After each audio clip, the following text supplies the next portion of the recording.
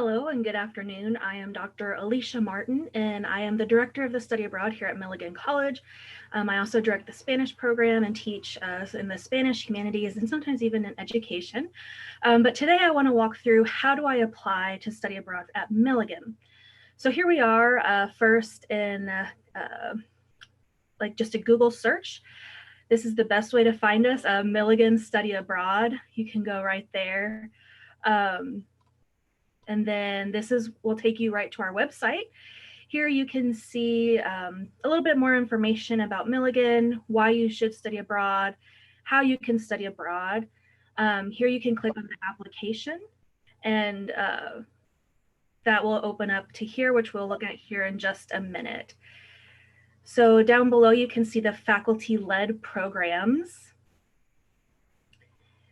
Then down here below, you can see our affiliates. You can click on those links to access anything there. And then some more important information. Here's our study abroad fair link, which is happening this week. And then also the application. So again, you can access the application packet here at the bottom, or you can access the application packet right here at the top. So let's take a look at this application packet. So first, requirements to be able to study abroad with Milligan, you need to be a full-time student, a cumulative GPA of 2.5 or above, abide by the good conduct expectations of the college, have been a full-time student for at least one full semester at Milligan, and you will return for at least one full semester to Milligan. But if you're a last semester senior, you're exempt from that. Some important deadlines. So February 3rd, 2021, if you would like a scholarship for the next academic year, so we're always a cycle ahead, you would turn that in for February 3rd. If you would like to travel for the fall of 21, that would also be due February 3rd. Otherwise, if you're thinking of spring and summer travel, again, without the scholarship though, that would be October 15th of 2021. But if you want to apply for a scholarship, that important deadline is February 3rd, 2021. So moving on here from our first page, then you have the application checklist. This just helps you kind of keep track of where you are in the application process. First, we encourage you just to explore the website, what programs you might be interested, meet with your academic advisors, start talking and planning with them about where you would like to go, when you think you would like to go, what sorts of credits you would like to get while you're abroad. It's also a good idea to go ahead and apply for a passport. Sometimes this can take a while, 6 weeks up to 6 months, depending on delays or anything. So I encourage students to always go ahead and start that process of applying for a passport. So this is usually maybe 1 to 3 years before departure. So if you're a freshman, maybe thinking going your junior year, you can go ahead and start at this process at this time. But even if you're like, I want to go next semester, you still should start here first. Then further out, we'll talk about these forms, applying for the scholarship. Scholarships are optional. An important note is that internal Milligan scholarships do not apply to study abroad. This is why we added this extra Milligan scholarship to study off campus, especially if you're going to be receiving 6 or more credit hours while you're off campus. These are limited, so this is why we have that deadline of, again, February 3rd. Applications will be reviewed by committee, and we try to get back to you by March 3rd, about a month after that deadline. All right, so again, these checkboxes, once you start filling out the forms, you should meet with your advisor to fill out Form B, which again, we'll see here in a minute. If you're going to be taking classes for just general elective, you just write general elective in the column. Again, we'll show you what all that looks like here in a minute. Calculating costs, meeting with Shauna Crow in the academic dean's office, submitting those forms A, B, and C, and the scholarship application will be submitted to Shauna Crow in the academic dean's office. Once you have been approved to study off campus by the committee, we will email you and let you know of your approval. At that point, then you can begin your program's application process. This can be a bit of a lengthy process depending on the program you're studying with. So you may go ahead and create an account with them, but I would encourage you not to pay anything before you get final word from the SAF committee that you have been approved to study abroad from on Milligan's end. So after that, you can start making appointments to talk with the registrar. This is basically letting them know that you will be studying abroad and the credits that you will be bringing back in. Then the financial side, you'll set up a meeting with Jackie Stedman over in our financial offices to make sure you all will walk through and know exactly what you will owe Milligan. You don't have to pay your program provider. We will do that because when we have affiliate partners, that's part of our contractual agreements that we help take care of all of that for you. And then all the forms in Section D, which we'll look at here in a minute. Then you bring all of that back to Shauna Crow and DERThic 107 for final processing. And then we also have orientation. So we have pre-departure. So before you go, we talk a little bit about culture shock, what to expect, things you need to be thinking about and getting on top of before you leave. And then we also have the reentry orientation on the other end, right? Of once you come back to campus, how can you use everything that you've learned and the ways you've transformed and kind of reintegrate that back into your life now. All right. On the next page, here are important contacts. So this is me, Alicia Martin here, my office and email. I mentioned Shauna Crow several times. This is where you'll be taking a lot of your paperwork for final processing. So you can see her contact information here. This is the registrar, Mrs. Stacy Dahlman. Our business and finance, Jackie Stedman, and then you may also need to work with your coordinator of student accounts, which is Deidre Greeley. Here are the members of the Fulbright committee. These are the people that will be reviewing your applications, okay? All right, so let's jump in to a little bit more detail about what this application looks like. So first, just personal information. If you don't have a passport yet, when you apply, you can just make that note that I'm applying for it, but just write in the name as it will appear on your passport. Again, we can add this in later if you don't already have a passport. All right, so this is just your basic information. And then we do ask that you write a short essay explaining why you want to study off campus and discussing the importance of this in relation to your personal, academic, and professional goals. And so this is really important when we're considering who is approved to study off campus, right? To be able to say that this is an experience that's important for your career goals, that it helps supplement what you're already doing here at Milligan. And with this, we're asking about 500 to 1,000 words, not really much more than that. And that can be attached at the end of the application packet.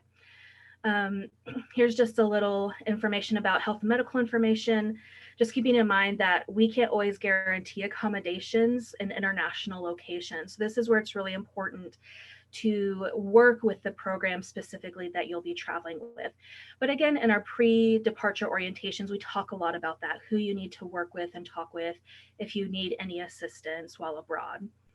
All right, academic information. So this is where you need to first set up an appointment with your academic advisor to fill out this form.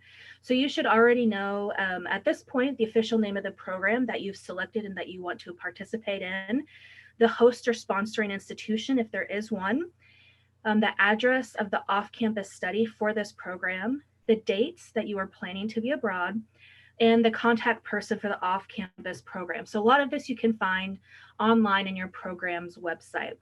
And then this is the email and phone number for this off-campus program person. So here you would put the title of the courses that you're going to be taking abroad and how many credit hours they are, and then how these will translate over to Milligan. Again, if you're just doing a general elective, you can just write in general elective here and how many hours you're doing. Otherwise, your advisor will really be the one that helps you designate how these will cross over. Okay, so if you're taking a biology lab in Costa Rica, for example, then you would need to talk with your biology advisor about how they want to bring that in, and this will be reflected in how it will show up on your transcript. So the first part, then you would just get your advisor's signature. Okay, then you would take that to Shauna Crow. Once you're approved, after that, once So upon approval to study abroad, then you would meet with the registrar and get the registrar's signature. We do encourage you to find copies of course descriptions. A lot of this can be found in your program's website, or if you contact this person, right, the off-campus program person, they can often provide you with a lot of those course descriptions. And this will really just help you and your advisor decide how courses will translate over. Okay.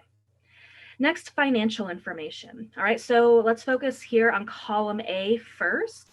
So here you can go to, again, to your program website, contact that off campus person that you will hopefully be working with, and just start listing the costs for column A. All right, so this is how much the tuition is for that program, how much they'll be charging for room, meals. Then you might be able to find information. Some programs offer information about how much money you might be spending for books, any personal expenses, transportation. So this might be, if you have to get a flight over there, how much would that cost? The off-campus fee, this is for Milligan's fee to apply. And then any other costs that you might incur. So this just gives us an overall view of the costs for studying abroad. And then you would take off your deposit because you do have to pay that directly. But again, don't pay anything until you have been approved by Milligan to go abroad. So we'll remove that. And so this will be your estimated cost. So once you finish filling out just column A, you'll take this then to Shauna Crow and get that dated. All right. And then after you're approved to study abroad, that's when you would meet with Diane Kiesling, or Jackie Stedman is the contact that we have up there previously. And then she will help you fill out any scholarships. So if you have external scholarships, those do count, right? So if you have a Coca-Cola or Kiwanis or a bank giving you some sort of scholarship, or any grants, any federal aid, anything coming from outside of Milligan can be applied. So you guys can add that up. And then if you get a Milligan study abroad scholarship, you would add that in as well. And then you would estimate with Jackie Stedman the total due then to Milligan. And then you will get the signatures and dates. They'll establish the date that this was paid to Milligan by you. And it's important that you communicate this with your parents or guardians or anybody who's going to be helping you pay, so that they're in the loop already and know what to be expecting. Sometimes billing goes out like you have to pay immediately, and so we don't want to surprise people that are helping us pay by saying, oh, P.S., tomorrow I need a check for $1,000 or anything. So be sure that you're keeping those people in the loop as well. All right. Then here's just a statement about some of the expectations with studying abroad that you'll need to sign and date. All right, so those are the three main important forms. So personal information, your academic or coursework information, and the financial information. So those three things have to be done to apply to study abroad with Milligan. Here's the optional scholarship application. I would highly encourage everyone to apply, but again, keep in mind that's always a year cycle ahead of when you are going. So in conjunction with the forms that we just looked at, A, B, and C, you can attach the information here. And average, they're about $7,000. So that's a good chunk of money to help you get abroad.